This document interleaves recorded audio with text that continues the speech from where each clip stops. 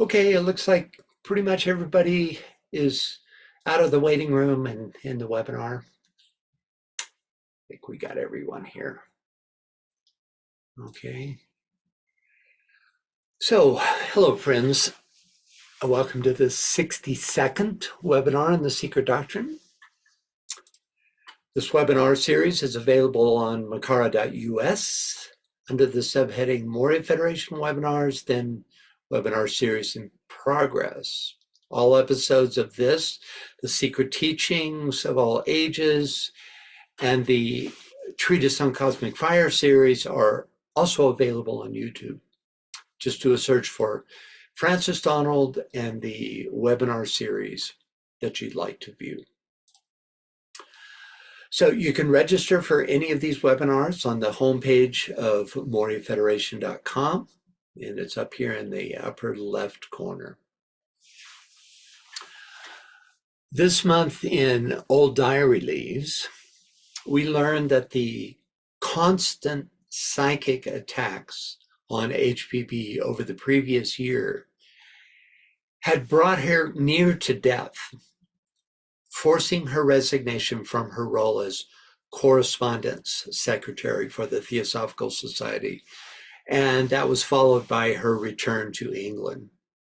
Colonel Olcott muses that, quote, had her physician, Dr. Mary Charlieb, not ordered HPB to seek rest, she would have died within the month, and the world would never have known the Secret Doctrine, the key to Theosophy, the voice of the silence, and all the other valuable writings she was spared to do after getting out of the psychic maelstrom that had been created around her at Adyar in India.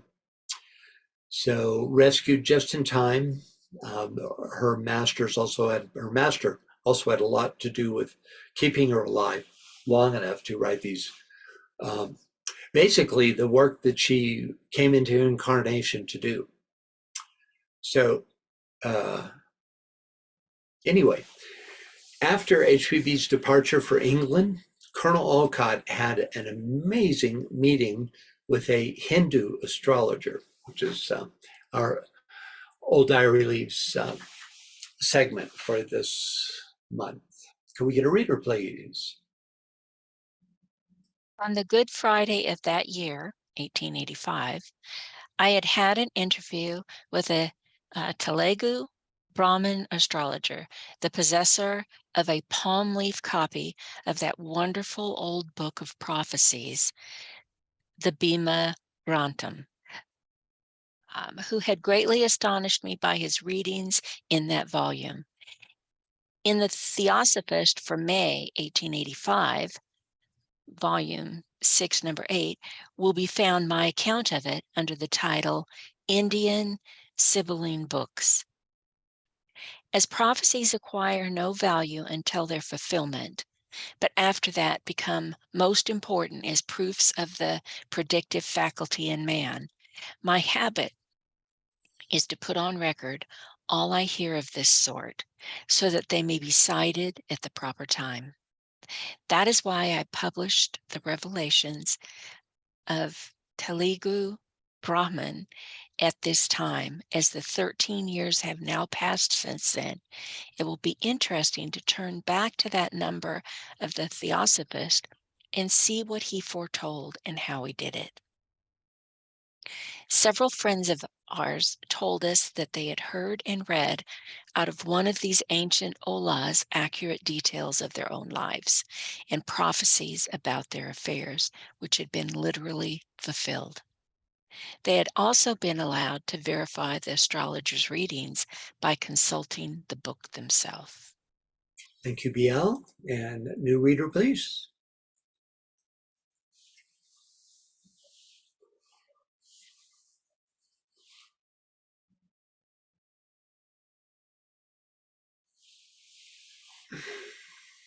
Yvonne, can you read that for us, please? Sure. These friends told me, moreover, that in the course of their consultations, it had transpired that their connection with our society had been mentioned, and that the book contained much about the society itself. On this account, they had arranged the interview between the astrologer and myself, but only with much difficulty and after overcoming his objections to have a sitting with a European. Even then, he would not do it until he had consulted the book itself and learned from it the day, hour, and minute for the interview, the number of witnesses permissible, and the positions relative to the cardinal points to be assumed by the Brahmin and myself. At the appointed time, we took our seats on the floor on mats in the Indian fashion. The book, on being unwrapped, proved to be an ordinary palm leaf volume, the characters etched on the leaves with a stylus. I judged it to be very old. The edges were much discolored and worn, and the characters black with age. The book was laid before me, the edges of the leaves upward, and I was told to take it in my two hands, the unwound binding cord, which passes through holes punched in every leaf, and insert it between any two leaves I chose and open it at that place. I did so, and the astrologer then read the contents of that and following pages. Thank you, Yvonne. And next up. Martha, can you read that for us, please? Yes. Notes were taken by one of the witnesses. The book said, "The inquirer is not a Hindu, but of foreign birth. He was born with the moon in the constellation Pleiades, having the sign Leo in the ascendant.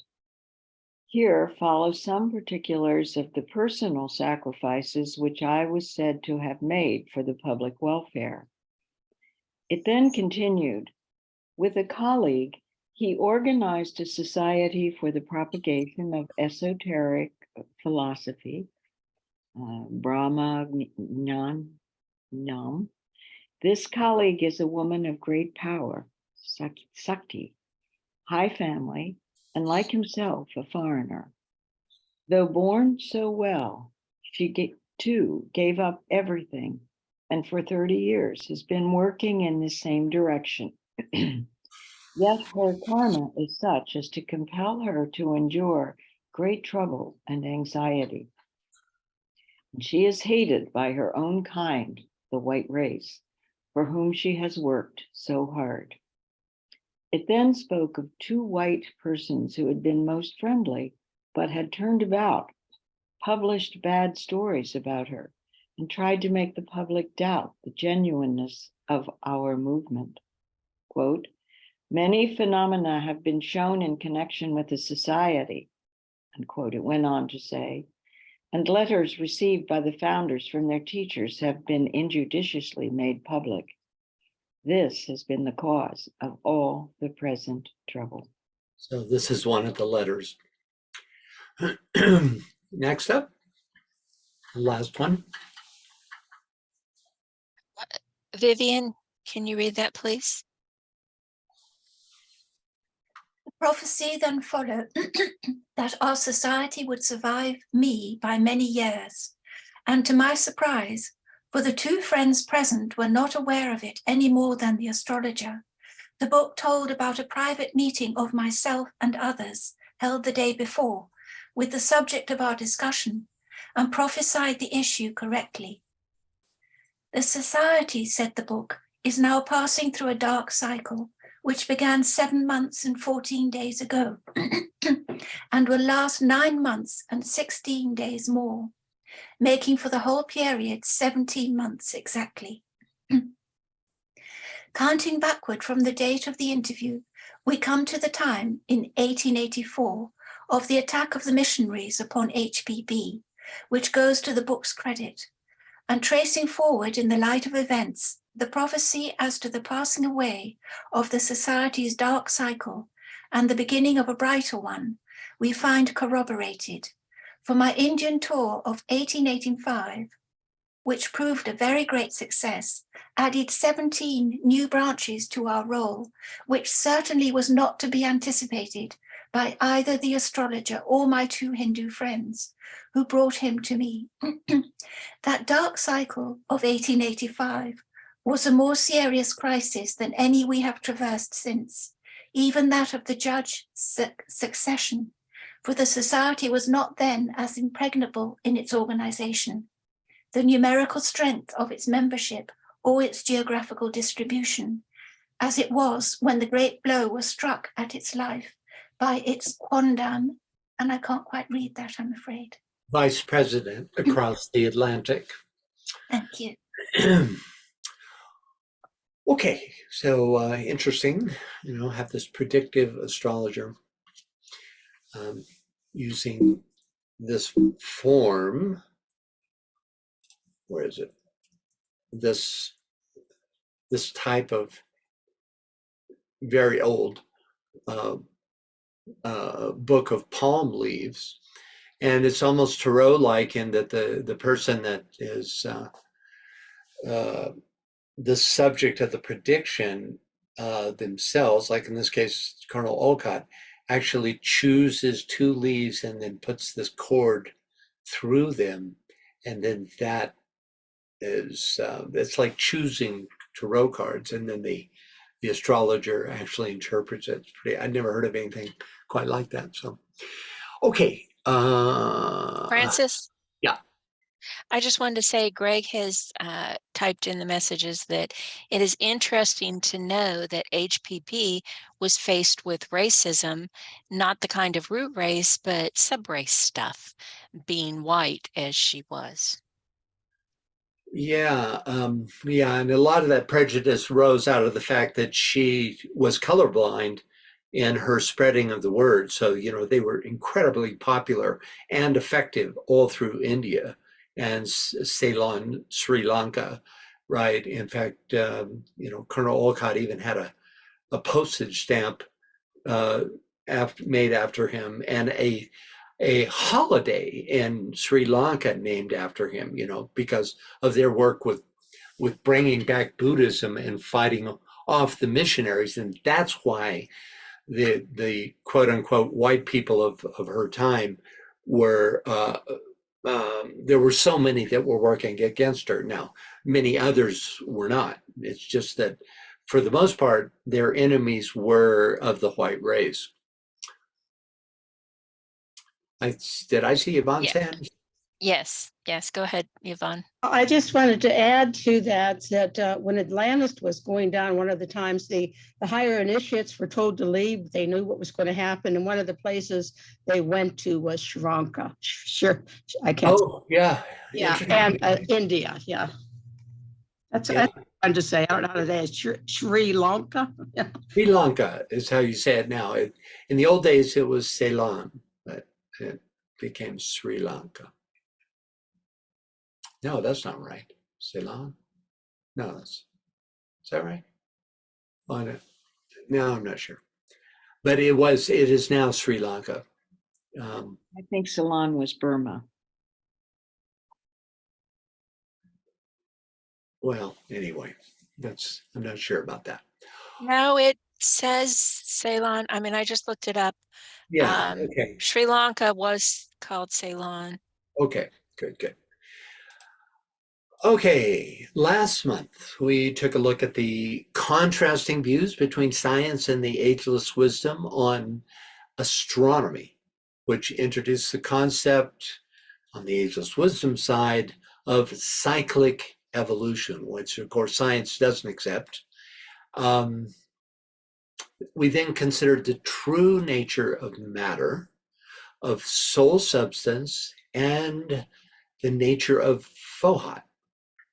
This was followed by an analysis of verse 4. So we finished up that verse.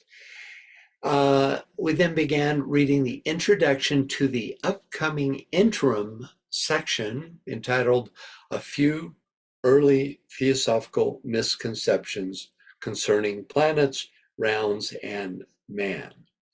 So we began this session towards the end of HPB's introductory remarks. Could we get a reader, please? Fred, can you read that for us, please? Give me just a minute to put my glasses on. It'll just take a second. Yeah, okay. Okay, here I go. Thank you for being patient. So I'm going to begin with this may give rise to the idea that there is a decided contradiction between the expounders of the same doctrine, whereas the difference in reality arises from incompleteness of the information given to earlier writers who thus drew some erroneous conclusions and indulged in premature speculation in their endeavor to present a complete system to the public. Thus, the reader who is already a student of theosophy must not be surprised to find in these pages the rectification of certain statements made in various theosophical works, and also the explanation of certain points which have remained obscure because they were necessarily left incomplete. Many are the questions upon which even the author of Esoteric Buddhism, the best and most accurate of all such works, has not touched. On the other hand, even he has introduced several mistaken notions, which must now be presented in their true mystic light, as far as the present writer is capable of doing so. Thank you, Fred. Okay. The most insightful theosophical treatise before The Secret Doctrine, according to the HPB, was A.P. Sennett's Esoteric Buddhism. You may remember from the old diary leaves that when Colonel Olcott and HPB were traveling around in India, they often stayed with Sennett at his home as one of their stops along their travels. In fact, there is a book entitled The Letters of H.P. Blavatsky to A.P. Sennett that chronicles their correspondence. Really interesting stuff in this book. The quote, rectification of certain statements made in various theosophical works, the explanation of certain points which have remained obscure because they were necessarily left incomplete, as well as, I might add, the introduction of entirely new esoteric teachings made available to the public for the first time ever, only became possible through the overshadowing of HPB by a number of masters, including the master DK. So it wasn't just the next book in line, The Secret Doctrine. This was really a choice of giving out from the hierarchy to humanity. Okay, next up, could we get a reader, please? Yes. Greg, can you read that for us, please? Yes. Let us then make a short break between the slokas just explained and those which follow, for the cosmic periods which separate them are of immense duration.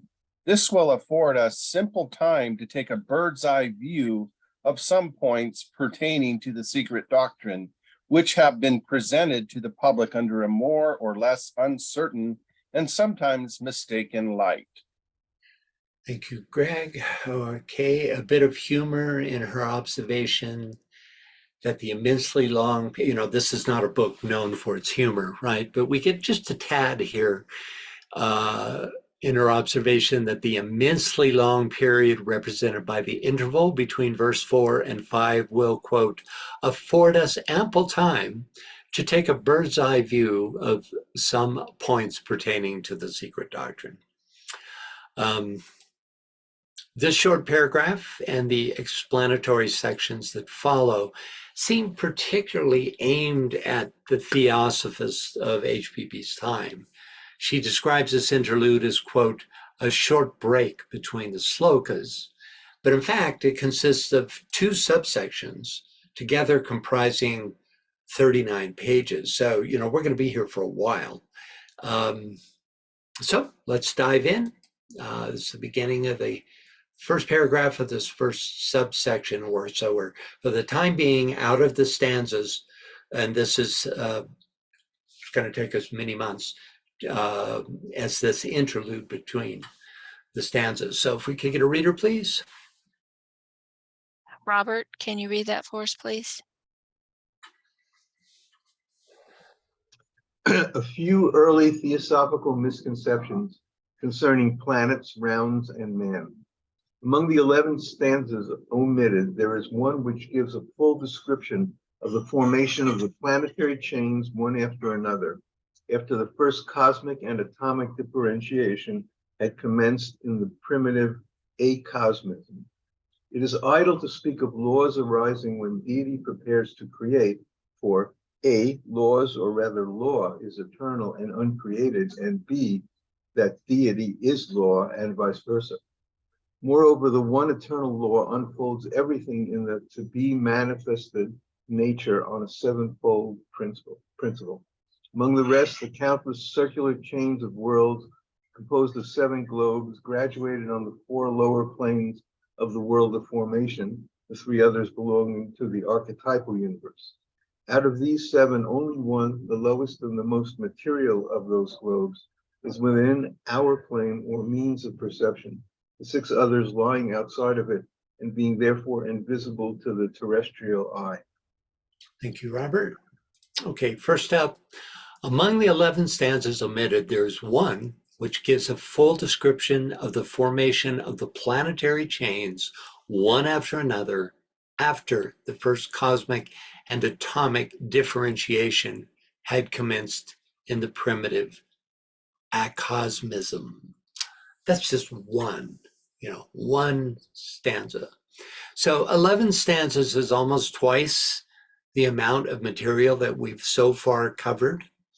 Apparently, HPB saw and had access to these omitted stanzas, and either she or the masters that overshadowed her chose not to include them in the secret doctrine, probably for reasons of relevance, secrecy, or both. But the fact that they exist does pique one's curiosity and underscores the fact that what we do have access to, that is, what the masters have chosen to give out, is a tiny fraction of the total existing records. How fascinating it would be to read about the, quote, formation of the planetary chains one after another. I saw a hand. Yes, Greg's got his hand up. Greg, go ahead. It's very interesting because all these different stanzas, is there a point at which we might be exposed to them, maybe in the next round or maybe at 2025? Because it's almost like they're locked in the records or the Akashic records, and that they're there, but we just, I mean, Yeah. That's right. Will we ever have access? Well, who knows? I would think that as soon as you're able to read the Akasha, if it's relevant to your work, because that's always the big if in service, right? I don't think the masters are motivated by curiosity so much as is it relative to their service, But it certainly would be and is already extant. It's available, And as I said, it just gives the impression that the quote unquote old commentary is really tens of thousands, if not hundreds of thousands of pages of material, in Sinsar that most of which is either a secret of initiation or just not relevant to our process on the path of return. But yeah, it sure piques the curiosity, doesn't it? Okay, next up, acosmism. Not a word I knew before, is a belief that the universe is illusory, a myopic projection from the absolute, which is, the theosophical belief, right? It doesn't stand separate from its source. Here used, it means the early stages of manifestation. Next, it is idle to speak of laws arising from deity when laws arising when deity prepares to create, for laws, or rather law, is eternal and uncreated, and that deity is law, and vice versa. So universal law comes into play through the will to be of some deity. But universal law is also inherent in deity and is thus an aspect of motion. Foucault's manipulation of motion is governed by this law. In our solar system, those laws relating to existence, that is, form becoming or form immersion, are overshadowed by Saturn. Next, moreover, the one eternal law unfolds everything in the to be manifested nature on a sevenfold principle. This is not always the case. Manifestation in the last solar system, which was oriented towards form development, was ruled by the number 5. But in this solar system, manifestation unfolds through the 3 becoming the 7. Michael Robbins gives us an interesting hypothesis on how this 3 to 7 metamorphosis occurs, using the ray energy as a means of illustrating the concept. He hypothesizes that the rays of attribute are formed by a combination of the rays of aspect, with the 4th ray being a combination of the 1st and 2nd rays, the 5th of the 1st and 3rd, the 6th of the 2nd and 3rd, and the 7th ray of the 1st, 2nd, and 3rd rays. At first, this may seem to be just, too pat of a solution, but if you sit with these combinations for a bit, they become more and more viable. I saw a hand go up. Yes, Robert's got his hand up. Robert, go ahead. In terms of the 11 omitted stanzas that we were just reading about, Right. I looked in Cosmic Fire, which at the beginning has 13 stanzas, 12 of which look like they very much relate to the issues that were being written about. Yeah, it's interesting. I'm very familiar with those stanzas. And it's interesting to compare the two. They, in some ways, they go over the same ground from a, to my mind, TCF often runs much deeper, and of course they're much, much longer. Like the second stanza in TCF, which is about the creation of the successive subplanes going into the dense physical, is like 3 pages long, so it's a very 2.5 pages at least. So it's a very, very different kind of treatment of the material. But you're right, there is some of that in there. It's just interesting that the number is so close in terms of the 11 omitted. And you could see that if these were the ones that she was referencing, you could see why they would have been left out, because they're so different. Yeah, but the first stanza is not about, in the TCF is very much like the first and second stanzas in the Secret Doctrine. It's very causal at its level. It's so it's not like it's this specific group of stanzas which are the deleted stanzas. I think it does give us more information and it does fill it out, but I think it is a different group. That's my opinion. Okay. Yeah. Okay, next, the one eternal law unfolds on a sevenfold principle as the countless circular chains of worlds composed of 7 globes.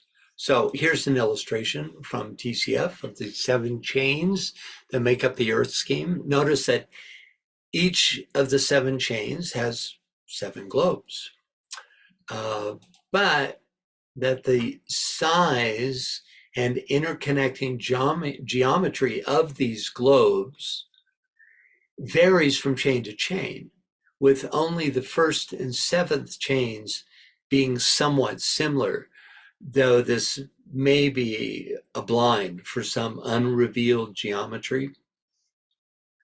Note also that the globes at the 2nd chain are arranged in a pentagram, appropriately ruled by 5th ray Venus, and that the globes of the Saturn ruled 3rd chain are in the shape of a 6-pointed star, which represents a balance of spirit and form. So there's a deep study available to us in the consideration of these geometries. Our 4th chain is in the shape of a square enclosing a triangle, very much like the outer form containing the spiritual aspect, which is appropriate geometry for the densest of the chains. But to me, the chains with the most interesting geometries are the Mercury-ruled 5th, with its 5th globe at the center, and the Mars-ruled 6th chain, configured along an inner and outer equilateral triangle. There's so many unanswered questions, like what is the relevance of the size of these globes? This wouldn't have had to be, in order to fit in the circle or anything, wouldn't have had to be a larger circle, but it seems that it's a more dominant globe in this particular chain. So it's interesting stuff. It raises more questions than it answers. For reasons best known to DK, the planets are only numbered in the 2nd, 4th, and 5th chains. All the others, like for instance, in the 6th chains, we don't get a numeration of the planets. Why? We don't know. Any thoughts or questions, anytime through this presentation, if you have any thoughts or questions, of course, jump in. Okay, next. Chains of worlds composed of 7 globes graduated on the 4 lower planes of the world of formation, the 3 others belonging to the archetypal universe.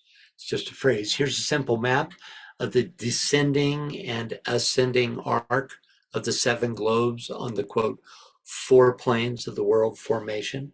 So even though there's 7 globes, they exist on 4 planes, the Buddhic, the mental, the astral, and physical, right? That's substantive, right? The substance of each of these planes. So you see this descent into matter, then we have our most material globe, and the ascent back into relative formlessness.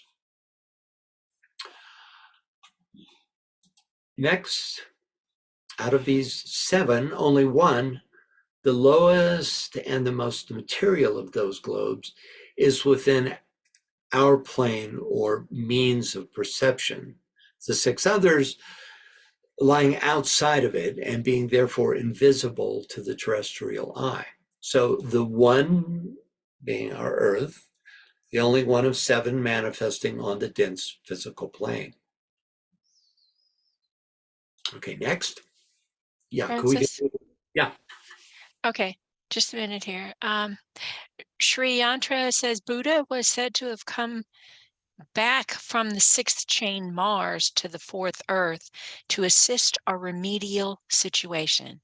And then she says she can't remember the reference. Sorry. Yeah, well, that's really a mind bender, isn't it? Here's 6th chain Mars, right? And you could imagine, just given the geometry, if nothing else, that it would be at a Buddhic level. It's really the last of the form-bearing chains, because the 7th chain is going to be pretty much a formless unity, unifying chain. But what do what is this? This certainly brings up a question about linear time, doesn't it? Because from one point of view, we think of going sequentially through these chains, but you got to throw that out with the idea that the Buddha comes back to us from this chain. Then I love this kind of thing, because then it suggests the constant ever existence and demonstration of all these chains out of time and space, that they're great centers of force, right, that eternally exist. But then they also sequentially demonstrate through time and space.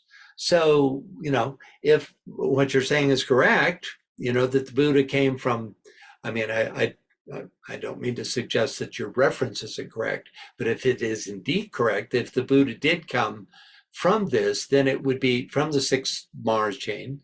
Then you'd be looking at, this archetypal level where all exists concurrently outside of time and space. And from that realm, the Buddha would come into manifestation in our 4th chain. So, that's very, very provocative or evocative or interesting. Thank you for that. Anyone else? Let's see, where was I? You were ready for another reader. I am, aren't I? We were there, we were there, we were there, and here we go. Thank you. Okay. For that. Shri Yantra, I'm sorry, I'm probably murdering your name. Can you please read that for us?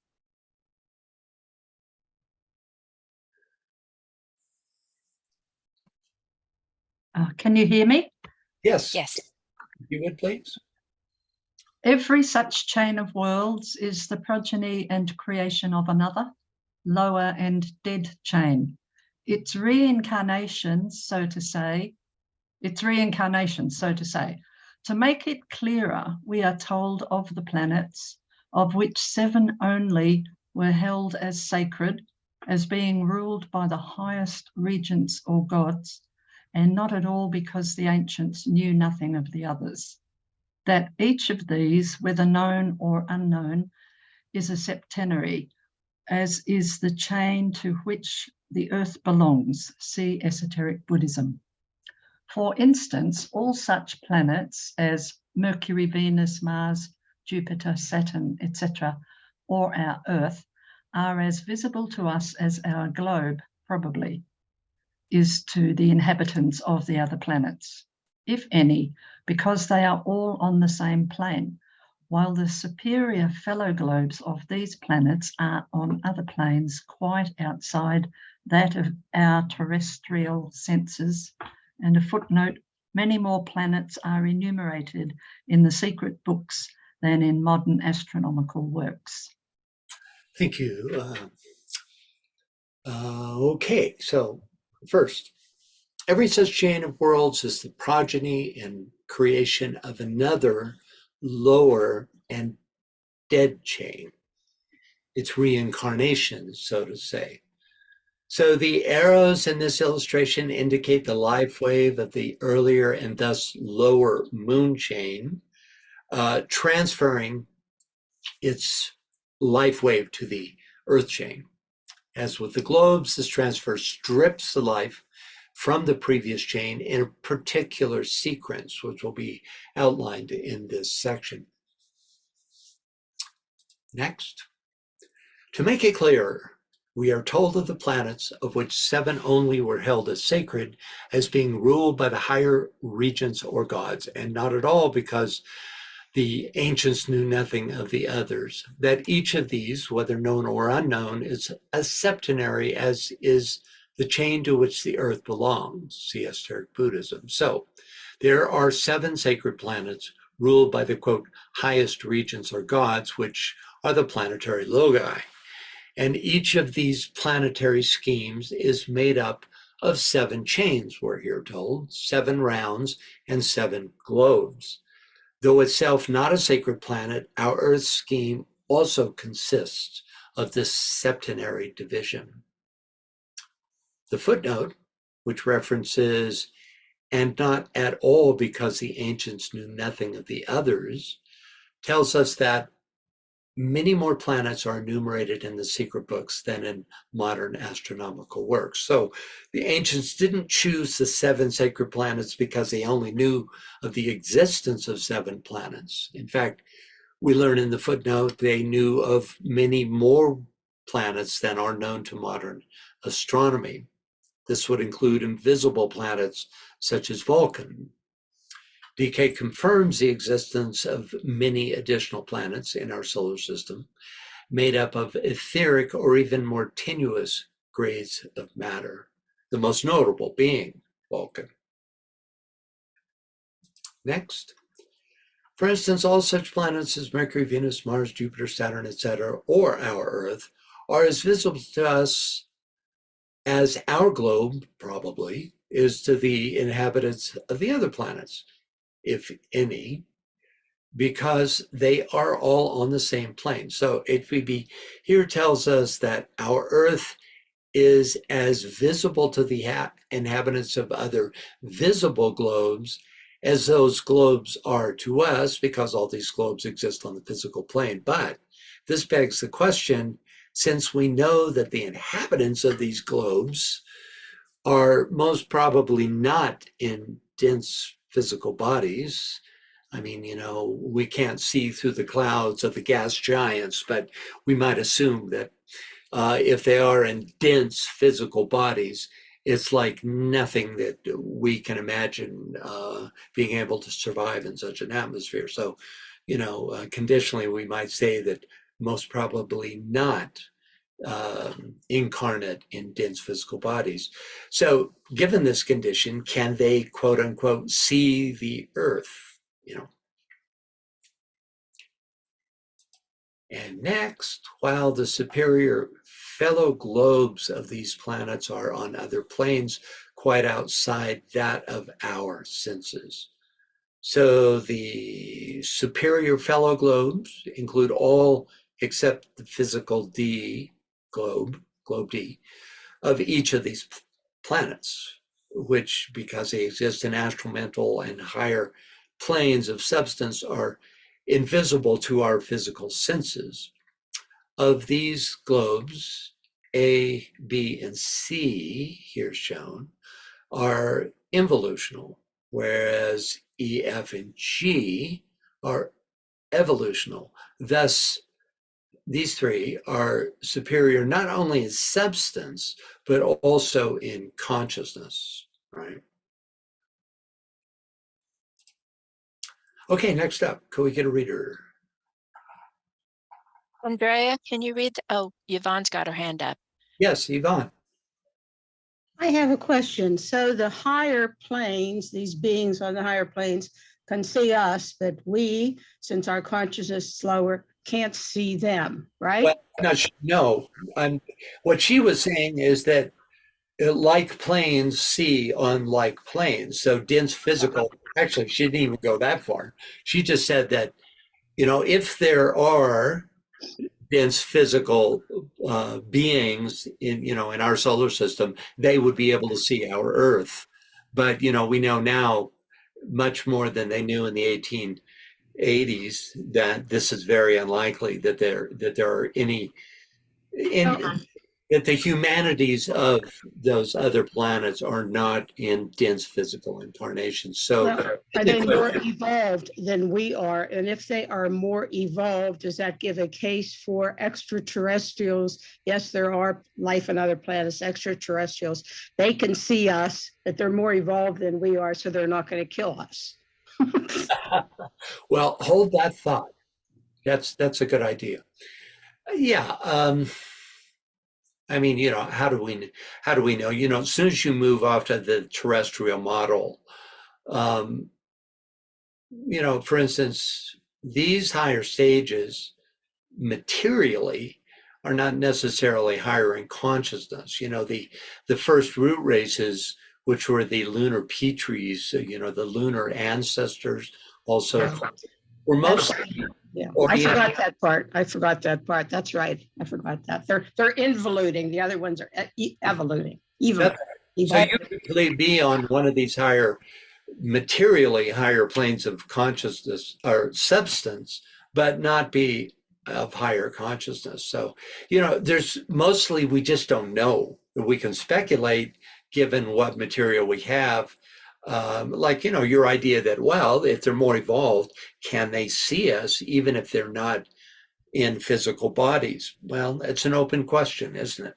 One would think so, but for instance, what does a master see when he looks at an incarnated disciple? What is he looking at? My guess is he probably wouldn't bother to look at the physical body. It would be more probably the etheric energetic body, and maybe even just the soul body, in order to determine whatever it is that he wants to communicate or connect with. It's mostly a mystery, for us. Thank you. Yeah, Yvonne. Okay, let's see. Okay, reader, please. All right, Andrea, can you read that for us, please? Yep. As their relative position is given further on, and also in the diagram appended to the comments on verse 7 of stanza 6, a few words of explanation is all that is needed at present. These invisible companions correspond curiously to that which we call, quote, the principles in man, unquote. The 7 are on 3 material planes and 1 spiritual plane, answering to the 3 upadis, material bases, and 1 spiritual vehicle, vahan, of our 7 principles in the human division.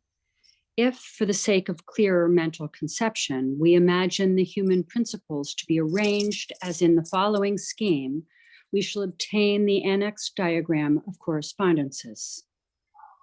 Okay, so first, as the relative position is given further on, and also in the diagram appended to the comments on verse 7 of stanza 6, a few words of explanation is all that is needed at present. Here's the chart HPB references, which is on page 200 of this volume. As you can see, it is much like the chart we looked at, more complex, but it's the same idea of progressing through the globes and through the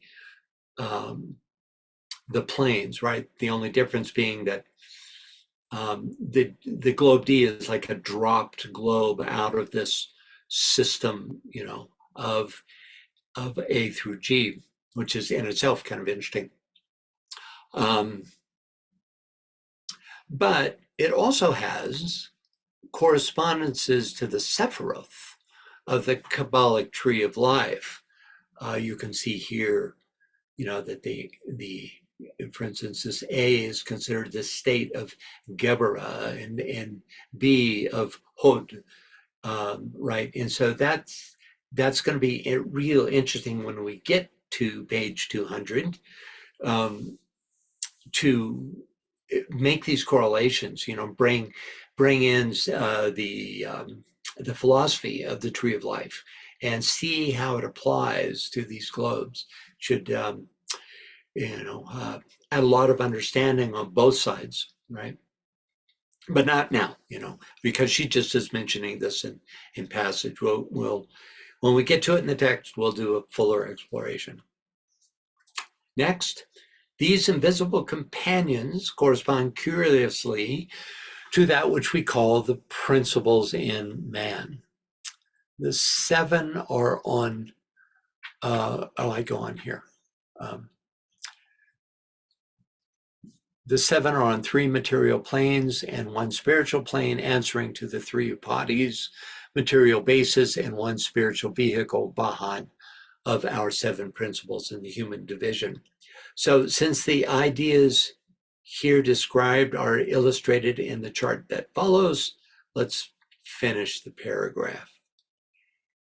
If For the sake of a clear mental conception, we imagine the human principles to be arranged as in the following scheme. We shall obtain the annexed diagram of correspondences. Before we get into the chart, let's take a quick look at the first footnote.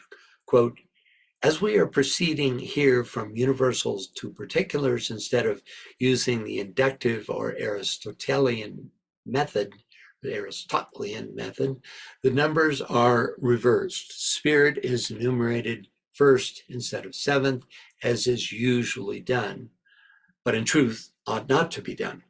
Well, followers of DK are used to the deductive or Platonic method of numbering from spirit being number one down through increasingly dense effects, as is done in this chart. But the tradition in 19th century theosophy was to number from the bottom up.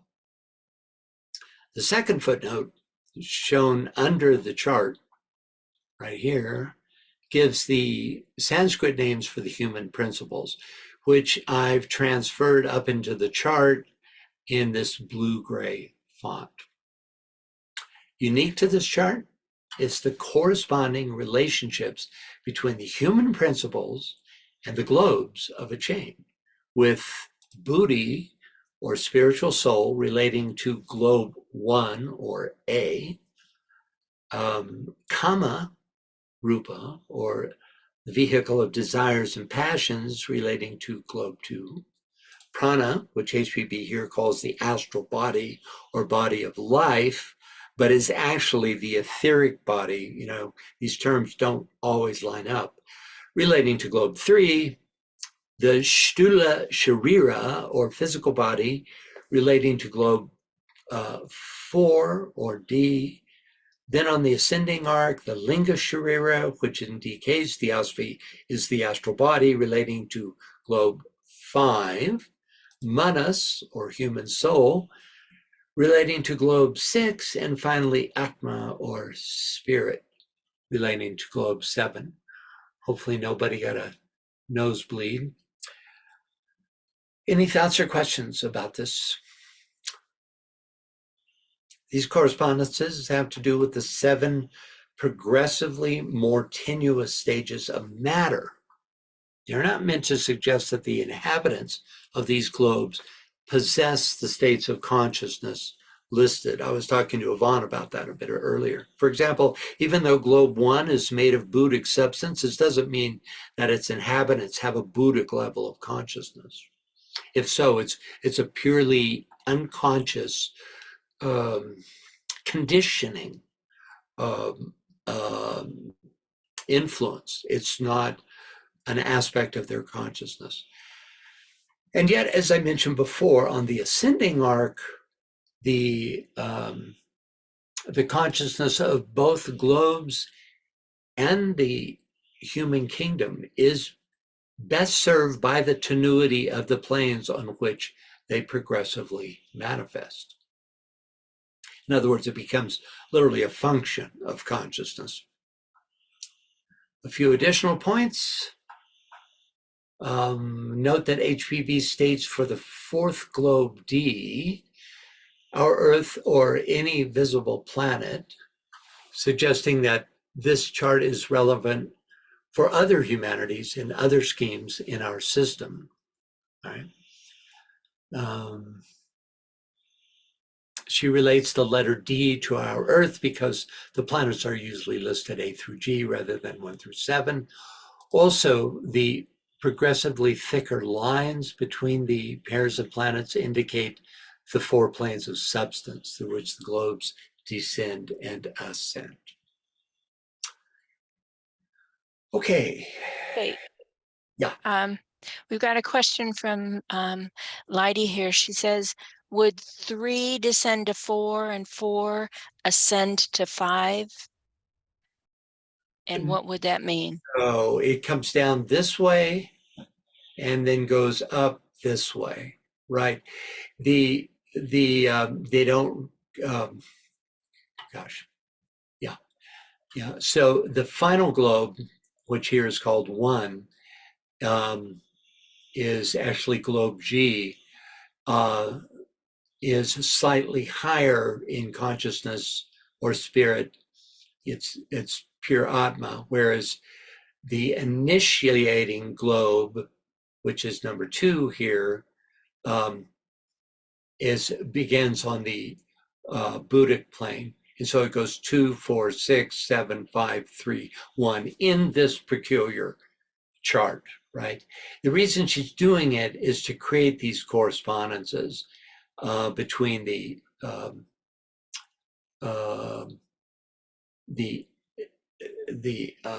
human principles and the planetary division. So, you have this descent through the planets in this way, and that corresponds to these human principles, but not to the levels of consciousness till you are on this upswing, right? God has his hand up. Yeah, Scott. Wondering if with etheric vision and higher vision like that, supposing on this upswing, you're able to see that way, you would be looking at on the left side or the right side, number 5. Yeah. But could you also at the same time see 6 from before? Would you be 2 Earths? Yeah, if you would need to have a vision. This brings up what we were talking about before, which is, are you going to look at this linearly, or are you going to look at it outside of time and space? Because the way rounds are described is the passage of the life wave through these existing globes. So in what you're saying, there's no reason that if you're, say the life wave is on planet 5, right? Then, if you had the vision, you could see this uninhabited planet 6, provided you could see monastic substance, right? Or, from any one of these positions be able to see, though it's unlikely that on the involutional level you would be, if you're part of the races and sub-races, you wouldn't have developed this ability till at least you get into this level, probably, maybe the later stages of the 4th globe, that you would be able to have this kind of spiritual vision, and be able to see these higher globes. But they would be uninhabited if you were seeing them in the current time-space continuum, don't you think? Yeah, but would that would that apply also to on the 5th, looking back at a dead 3rd? Oh, I think. So you'd be seeing that out there as well as perhaps seeing the higher globes. I don't know. We can't see the higher globes from here, so. Well, my guess is you wouldn't be able to see the 7th unless you were a very highly evolved, like if you're a master of wisdom, you would be able to see, I would think, all 7 globes, right? Yeah, I agree. And that it may possibly, I mean, it's all speculation, but a lesser initiate, 3rd or 4th, maybe they can see one of the other globes that is, similar in terms of the nature of the matter involved, but it's, who knows? And, also they may be veiled on purpose to keep, that from happening. I mean, that's just another possibility. There's no way of knowing for sure, but it sure sparks some interest. I saw Tom's hand go up. Yeah, Tom's hand's been up, and Robert's hand just went up. But I just wanted to point out, when you were talking about it, Scott, and about possibly being able to see a dead planet, I just want to remind us all that the moon is We all considered that dead planet, don't we? Right. Right. And Right. it's a very good point, BL, that the 4th globe of the moon chain is the moon, or you could say was. I mean, it is the current moon, and that was the fourth globe of the moon chain. So there's a perfect example of, of being able to see another planet. It's sort of a very obvious point. I'm glad you brought it up, Bill. I'm just saying. Okay, Tom, please go ahead. Okay, can you hear me? Yeah. Yes. I was just thinking the analogy between the human principles and planetary divisions and the evolution of consciousness, because I can't really make it fit, because in a way we evolve is so that we learn to control our physical body, then our emotional body, through our emotional body, our physical body, then through lower manas, our emotional body, then we go to the higher manas. So it doesn't follow this kind of evolution route, but seems to go zigzag. So I cannot quite fit it in the analogy. I don't know how you can. Yeah, I think it's insight. only in this way that it's it's it's relative to the matter aspect, right? So this level of, you could say, lunar ancestry, right? The first globe on the, if we go back to, oh, I have to go way back. We just use this simpler chart. This first globe, right? That's what that's describing. The analogy to these globes is what's being described here.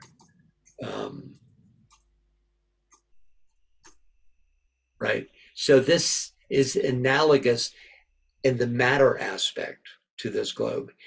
It's not the progression of principles. The reason that he relates them this way is because in terms of matter, these two are related, from buddhi to atma, from kamarupa to manas, from prana to linga sharira.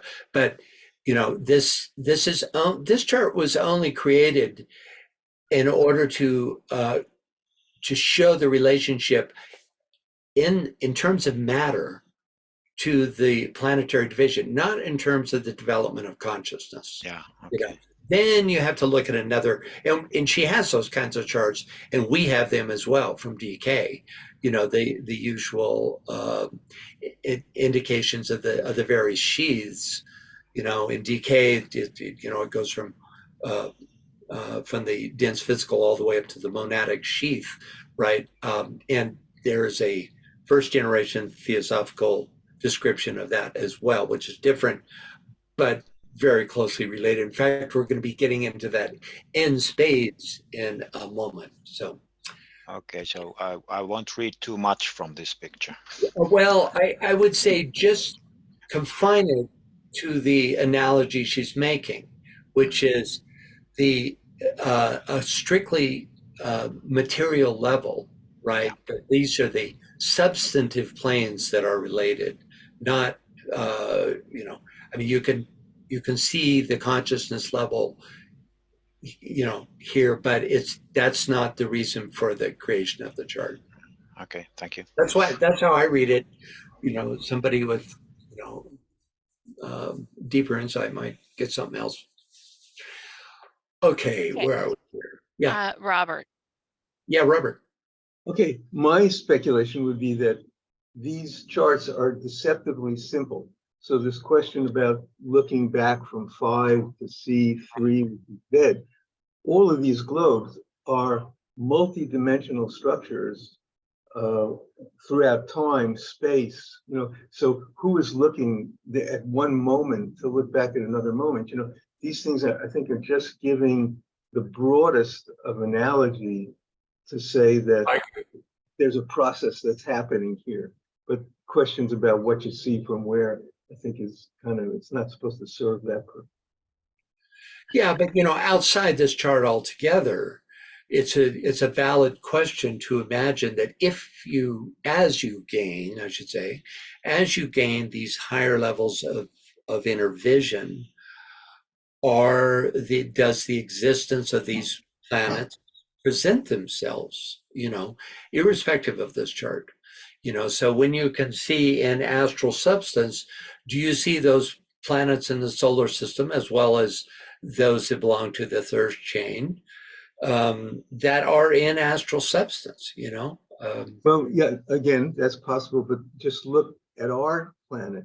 On our planet, do you see back in time or forward in time, or do you see all the if there's anything to multiverse kind of ideas?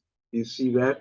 In other words, just being of a certain substantive level doesn't, I mean, it's interesting to speculate about, but it seems impossible to draw any real conclusion here. Well, you just remember though that these planets do concurrently exist. They don't come into being as the life wave passes. They become inhabited through the passing of the life wave, but that they all exist concurrently at in interdimensionally and in the same time. So there's the life wave is sequential. That's defined by the rounds, but the planets are ever existing, even from chain to chain, for that matter. Right. The life wave is sequential in the sense that there are sequential impacts on all of these planets, but it's not like it starts here and then it goes there. It's all, like you were saying earlier, about it's all non-linear time. It's all the eternal now. So it's a question of, like, in the Akashic records, are the Akashic records the records of all that has been and is now and will be? Is it everything, or is it just limited to looking backwards? I think it's everything exists in this eternal now, which the Tibetan references quite a bit. Well, that's you bring up these huge discussions. For instance, really, is that which we will do already written? I mean, that kind of goes against the idea of free will. Well, no, it's not written because there are infinite possibilities.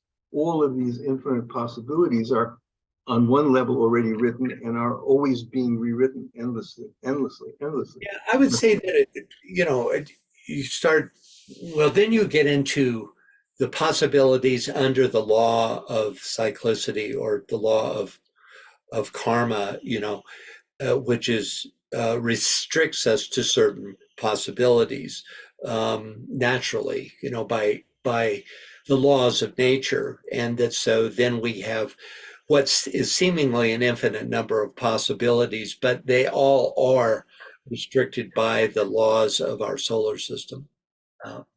And are all those possibilities already recorded, or do they just exist as possibilities until they're actually taken and then they're recorded? I don't know the answer to that. I mean, it brings up this idea of there's a whole group of Lapika lords or lords of karma that deal with future karma. Now wrap your head around that one.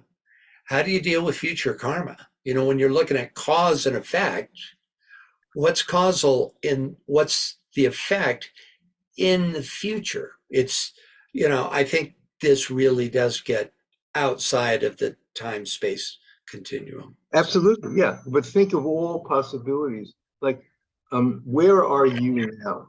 Are you really in New Mexico? Can you say that? Or are you present in all the possibilities but you just can't perceive them?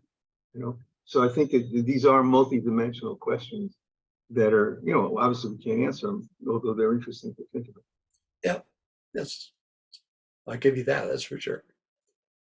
Anyone else? Oh, yeah, we have a whole bunch of comments. Okay. Yvonne says, don't the planets evolve at the same time? And then she also asked, will we have etheric vision and see etheric planets? Let's see. First of all, your first question, I have a sense, is related to the different planets in the solar system, which are all evolving. Now, some are earlier in their stages of evolution, in terms of like the chain and rounds that they're participating currently in, and some are later. For instance, I think Venus is the furthest along of all the planets in the solar system in terms of where it is in its progress. But to answer your general question, yes, everything, all planets in the solar system are evolving. Even if they're on an evolutionary stage, like in a root race or something, it's all the forward momentum that takes them towards the completion of their scheme. But that's different than looking at the 7 planets of each, the 7 globes that make up each planetary expression, right? And in that case, what you have is the life wave. I keep going over here. It's really over here. It's a life wave moving from planet to planet. And then once that life wave has moved from one planet to the next, that planet becomes a quote unquote dead planet until it's re-inhabited by another life wave, right? So there's kind of 2 things going on here. The forward motion of the evolutional wave of the planets in the solar system, and then a different paradigm for the life wave passage through our 7 globes. Okay, thank you. Yeah, you're welcome. Anyone else? Yes. Greg says from a quantum level, all are happening at the same time and moment. And then he says, another words exist as a multitude of potential externalizations. Say that. Bohm, I let me let him say it. Okay. Okay. Go ahead, Greg. Okay, to begin with, from a quantum level, all of the evolutions or involutions are all happening all at the same time moment. So in terms of time space, there's no differentiation. Yeah, I agree with you. I think, when we were talking about the idea of the Buddha coming back, quote unquote, back from the Mars chain of the Earth scheme to this chain, I mean, it would, in order for that to be possible, what you're saying now would have to be true, that they all coexist. So your second point? And then the second point is, in other words, we exist as a multitude of potential externalizations, which are also, as Robert was saying, potential possibilities. And the physicist Bohm talks about these levels of order that he's used as a theoretical basis for all of his theories, being that the explicate order is everything that is explicate made manifest here and in our world. And then we move into the implicate, which contains everything prior to it, and then the super implicate, and it just goes on forever and ever. So they're all, the implicate and super implicate are totally unmanifest forms or energy dynamics that will emerge, but they're all existent too, because the implicate order is like an etheric place. Yeah. Yeah, it's the difference in theosophy, it would be subjective and objective, right? I love how close Bohm comes to the theosophical. It makes me wonder if he ever read any theosophy, because that idea of super implicate, implicate, and explicate is so in line, with the theosophical teachings. So, yeah, thanks for that reminder. And I agree. It's when you move beyond to the quote unquote gates of Saturn, which controls time. Remember Shiva has got his little drum. The sculpture of Shiva that you always see, right? And he's got his little drum and he's clicking it. He is it. That great force is creating the illusion of time with that clicking of the drum. He's not keeping time with what already exists. He is making that happen, right? And that's this very Saturnian idea, that time exists inside the ring of Saturn, and outside it, you transcend that that time barrier, Anyone else? He adds that his mom, Jo, says that Krishnamurti and Bohm had a dialogue on these very issues. Oh yeah, they were. It's wonderful. If you haven't seen, what's the name of the movie? It's a wonderful movie. If anybody knows, they can stick it in the chat. I can't remember offhand, and it's a must see. If you have even a half of 1% of fifth ray in your constitution, then you have to take a look at this movie. It's just a wonderful thing. It really does link esoteric thought and science, in a unique way. To my experience anyway. Anyone else? Vivian said, yeah, that Bohm and Krishnamurti had a very close relationship. I'm trying to find the movie now, but I wanted to let everybody know, I put in the chat box the link. We're coming up upon the time of the fourth Advent meditation. It will be at 4:30. So that's in about 30 minutes after the hour, wherever you are. We're at 16 minutes after the hour. So, if you want to be a part of that, you can sign off in 10 minutes and be a part of that, or finish with us and then go over there 15 minutes late, whatever you want to do. But we had an overlap this time. That happens sometimes. Anyone else? You ready to Anne says, I thought we were told that Buddha is showing himself at Wesak, sending energy coming from the Pleiades, which is said to have a Mars moon energy. Oh, that's interesting. That Mars moon energy, quote unquote, and the Mars chain idea, makes you wonder about that, doesn't it? What is the link between the Buddha and that? Could be, the Martian planetary logos. Who knows just what that is. But the Pleiades is, that form aspect, very monastic. And I think there's a connection with the Buddha, the wisdom side of love, wisdom, and that monastic aspect of the Pleiadian influence. Anyone else? Tom and Robert both have their hand up. Go ahead, Tom. Okay, this is also complicated that I have tried to simplify it for myself, and I would like to test my idea because can you say so that if we think of the reality, which is everything that is, existence and isness, and then we would divide it into potentiality, that is something that we cannot even discuss about because it's potentiality. But then the other part would be the actuality, which is the universe process, which is the breathing of the universe.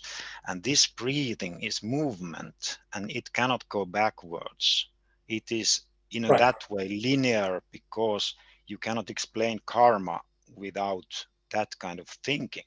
But when we use the word time, that's just the way to measure the movement. And the key question would be the breath goes out, then it comes back and it evolves. So it cannot in that way go backwards. So that's what I would like to test. Well, I would suggest that there is a difference between being progressive and being linear. Yeah, Okay. progressive is a better word, yes. But And not I'm backwards. not just suggesting, not backwards, no. And I'm suggesting that, for instance, the Buddha coming from what seems to be a future chain to visit our chain could still be progressive in that it furthers the evolution of our chain, but that it seems to break the rules of time sequence. Yeah. So yeah, it's not a simple concept, and But unfortunately, we only have little but hints. Yeah. But to keep my head sane, then I would not mix the potentiality to this actual process that we are describing now, which is the manifestational process. Because if we bring into question the potentiality, then we are on this different sphere of discussion. Am I right? absolutely agree with you. Yeah. Yeah, good. Thank you. Well, about that. Yeah. Right. Okay. Yeah. Go ahead. Sorry, Robert's got his hand up, but before he does, I just wanted to point out there is, in fact, a relationship between Buddha and the sixth ray. And we remember that DK tells us that Hercules, Buddha, and Christ set their seal upon history and upon the hearts of men, largely through the potency of their sixth ray expression. And he says Hercules had a sixth ray astral body, a second ray personality, and a first ray soul. Buddha had a second ray soul, a first ray personality, and a sixth ray mind, which is very unusual. And then the Christ had the second ray soul, a sixth ray personality, and a first ray mind. So anyway, that's from Destiny of the Nations. So there is, in fact, a connection to that sixth ray, which could explain the connection to Mars. Certainly, sixth ray mind, is also the Mars can represent, like in Aries, it represents lower mind. So you could have that's very interesting, and it's true that the makeup of those avatars all have 1, 2, and 6, and that seems to be a necessary formula for it covers the high end and the low end, right? The 6 gives this potential for connection to humanity, and I'm sure that the Buddha used that ray in order to connect to humanity. Yeah, good point. Okay, anyone else? Yes, Robert's got his hand up. In my experience, the most rich and interesting speculation on these kinds of time multiverse cosmologies are in the Seth books that were channeled by Jane Roberts. So that Francis Donald, who went to this college or that college, who married that person, all these different variations are things that actually happen in different timelines. And this is the way that the soul, which is a multidimensional entity, truly comes to understand all the possibilities of the Francis Donald incarnation. So anyway, there's a ton of stuff on that. These are called probable realities. So all of us are here in this probable reality, but there's infinite waves of probable realities that our own souls and personalities are going through at the same time. And I think that stuff that came out in the 70s and the 80s really influenced a lot of the scientific speculation that came after. So, if you say, well, I know I did it wrong this time, but in a parallel life that coexists this life, I did it right, so I don't have to worry. Is that what you're saying? Well, no, that would be neurotic. That would be the neurotic personality in this life, in this variation. I'm saying is that there's a spectrum of. Yeah, I get it. It's really interesting. I don't know if it's true or not, but it's an Well, some of your other probable personalities, they know it's true, so you don't have to worry about it. Okay, good one, Robert. Anyone else? Yes. Oh, Robert, you just put your hand up again. I had already put it down. He was probably putting it down. Okay, let's move on to the next reader, please. Okay, let's see who's left. We've lost a couple of people. Trudy, can you read that for us, please? Can you hear me? Yes.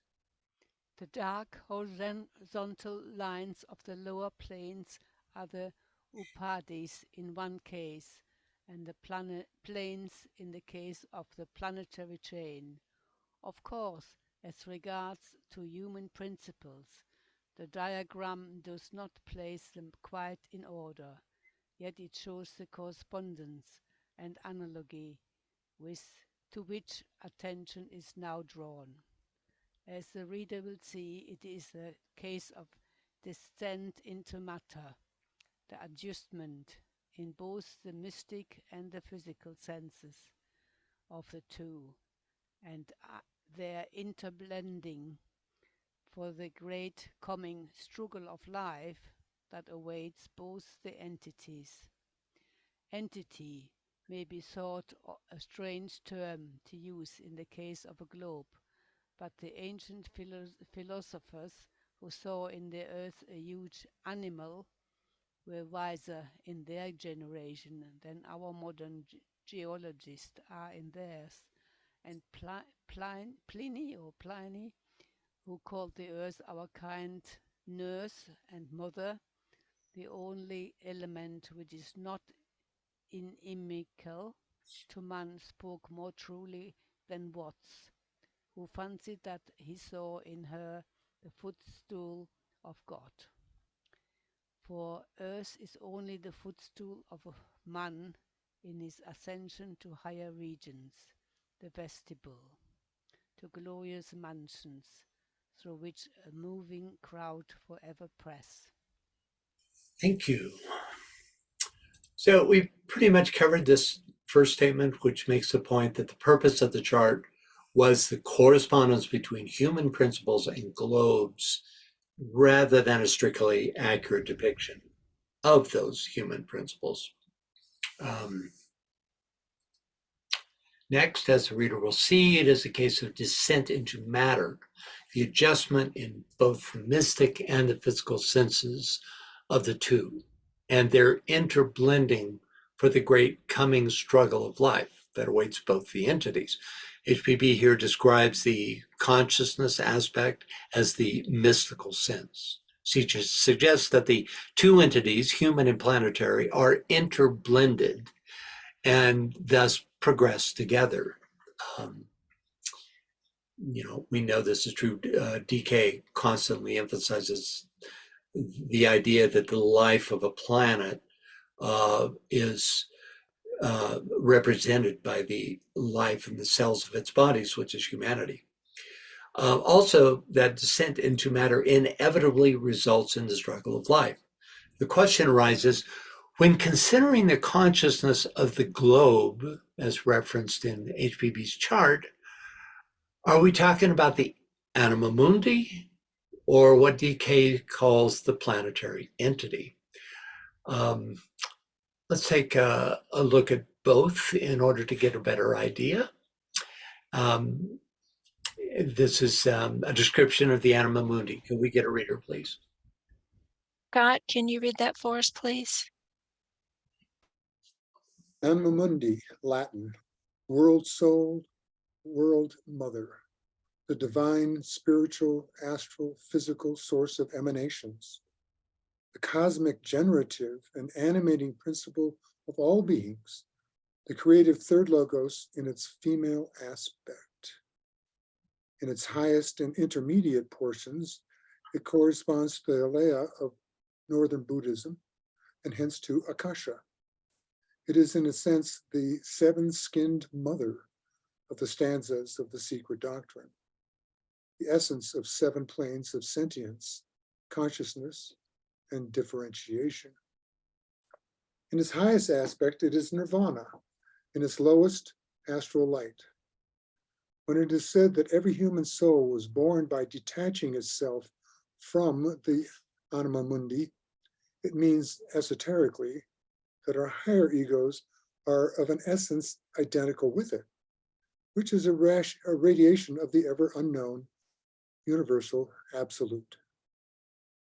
Theosophically, anima mundi may be regarded as a synonym of different other words, rather than as an indicative of any definite entity or principle apart from others. The higher human egos, or manasuputras, are essentially identical with the higher portions of anima mundi. And similarly, the various life atoms in the lower spheres may be considered as, in essence, identical with the lower portions of the anima mundi. It is, in short, the life consciousness essence of the universe, from the divine to the physical. Thanks, Scott. But keep in mind that this is all still the form aspect, even though that form goes up through all the seven planes. You know, the seven-skinned mother being the form aspect, the seven-skinned being the seven subplanes of the cosmic physical plane, right? So even though it reaches to these highest levels, it is nonetheless the third aspect, the form aspect, the physical reality of it all, you know. Thank you, Scott. And let's see here.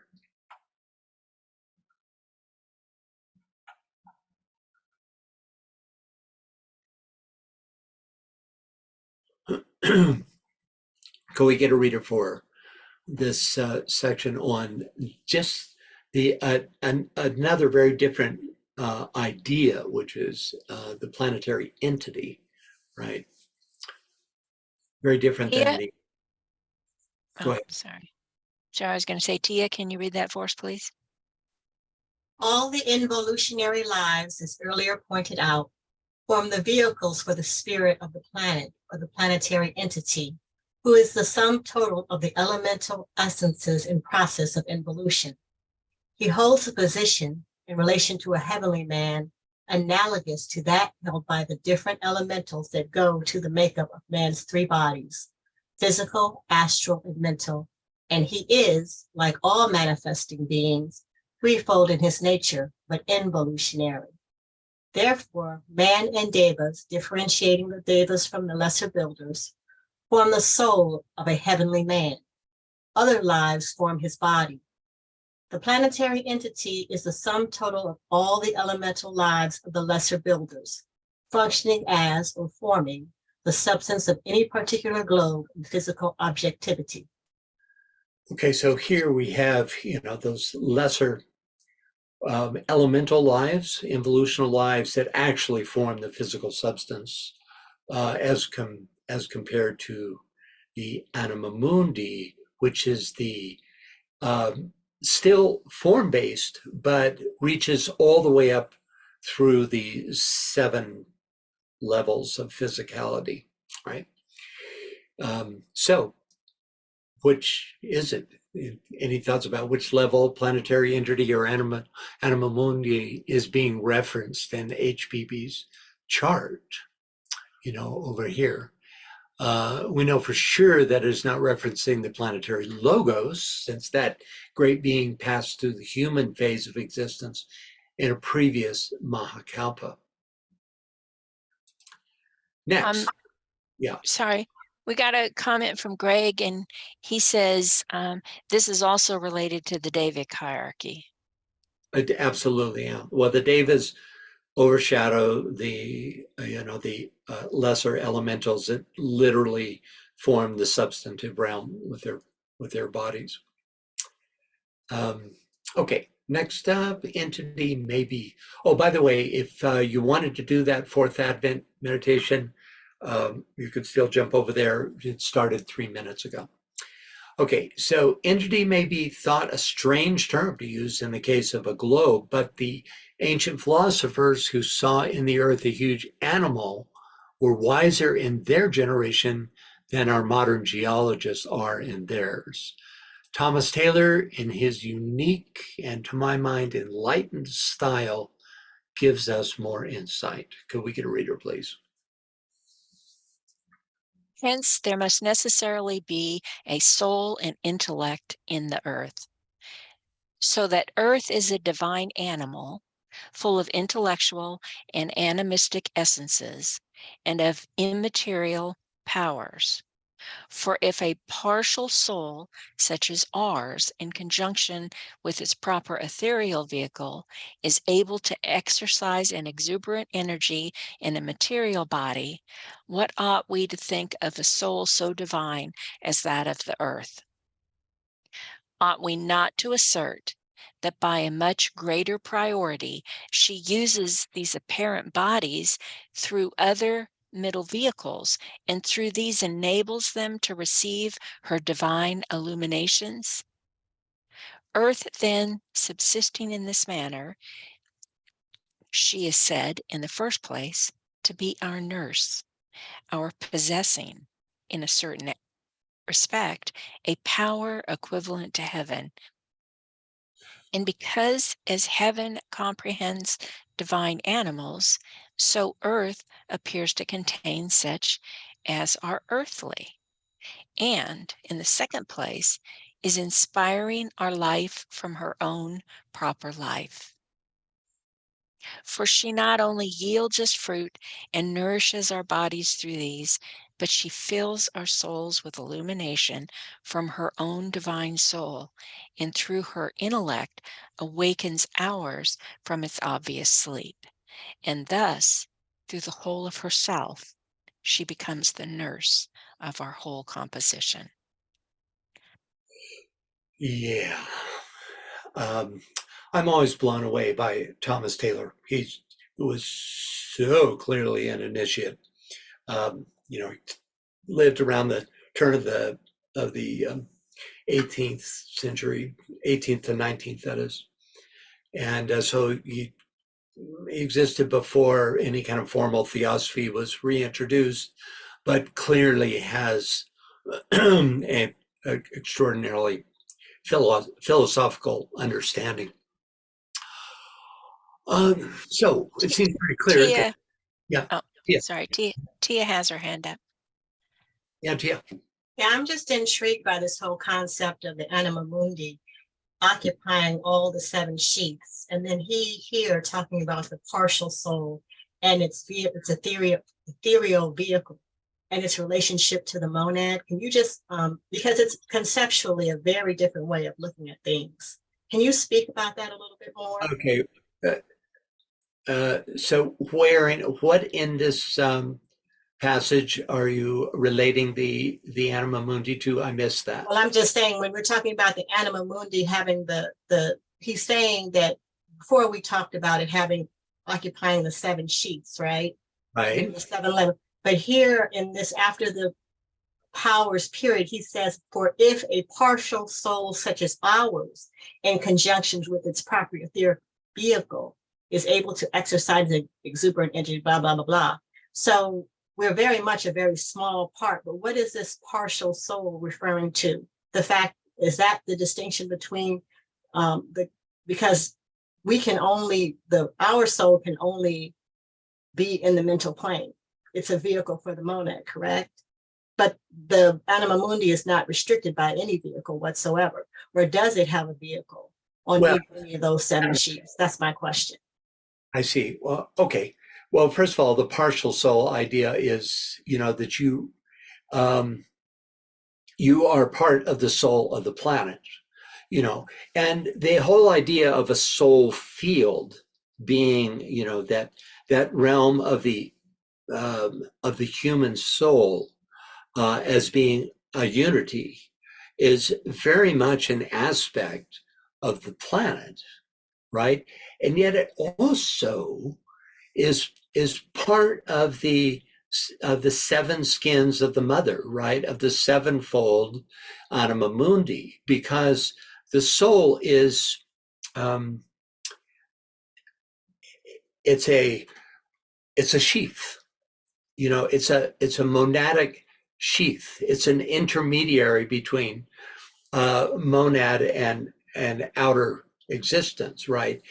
I don't see it being, I don't see what he says here as being other than. You would have to go line by line to directly correlate it, but I'm just scanning real quickly here, to see if there's anything that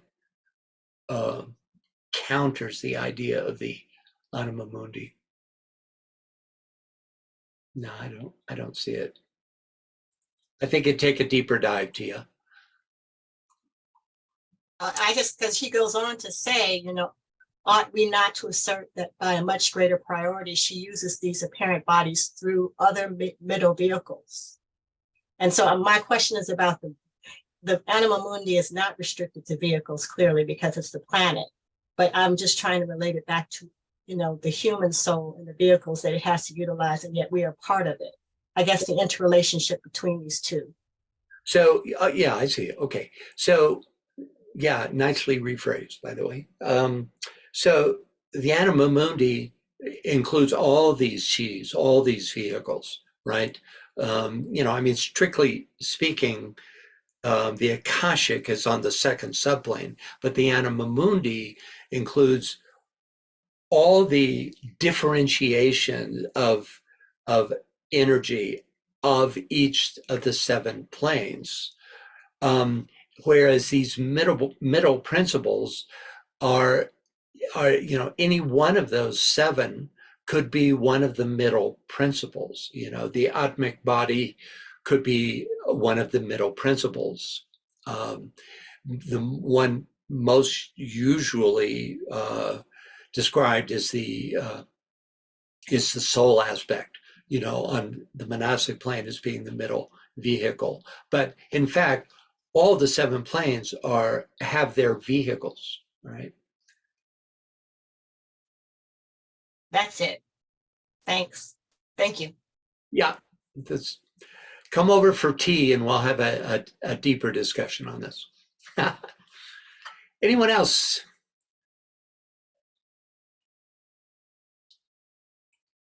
Okay. Next, Pliny, who called the earth our kind nurse and mother, the only element which is not inimical to man, spoke more truly than Watts, who fancied that he saw in her the footstool of gods. So Pliny the Elder wrote the first known encyclopedia, and it was almost certainly in this 34-volume publication called Natural History that he referred to Earth as our kind nurse. And of course, the esoteric perspective is going to definitely see it as the footstool of man. Why? Because it's the means by which we progress through our material bodies in order to move into these quote unquote higher mansions, right? And finally, for Earth is only the footstool of man in his ascension to higher regions. There you go. The vestibule to glorious mansions through which a moving crowd forever press. It's beautifully said. Earth as the footstool of man suggests its form aspect, which applies both to Earth as anima mundi, ultimately, and Earth as planetary entity. In both cases, humanity progresses through their substances and influence before finally becoming identified with the truly formless realms, which actually don't happen until, well, arguably either the Uddi plane, the first subplane, or the cosmic astral plane. But you're looking at a seventh initiation for that transition to occur.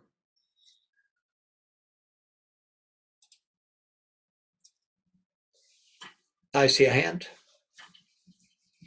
Yes, Robert. Do you know which Watts she was referring to? Is that the scientist Watt? No, I don't know. Yeah, I don't know. Anybody else have an idea which Watts it may be?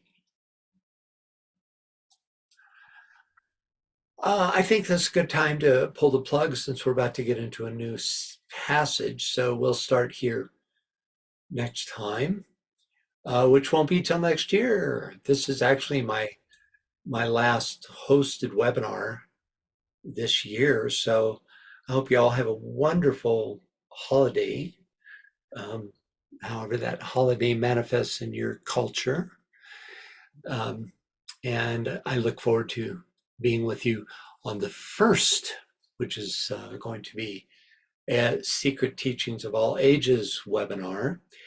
And when is the next one of these Secret Art webinars, BL? It will be January 15th. Yeah, okay. So yeah, that makes sense. 4 weeks from today. So until then, Merry Christmas, Happy Hanukkah, and all the other forms that you may use in your celebration of the holidays. Be well. See you later. Bye-bye. Thank you. Thank Bye, you. everybody. Bye, BL.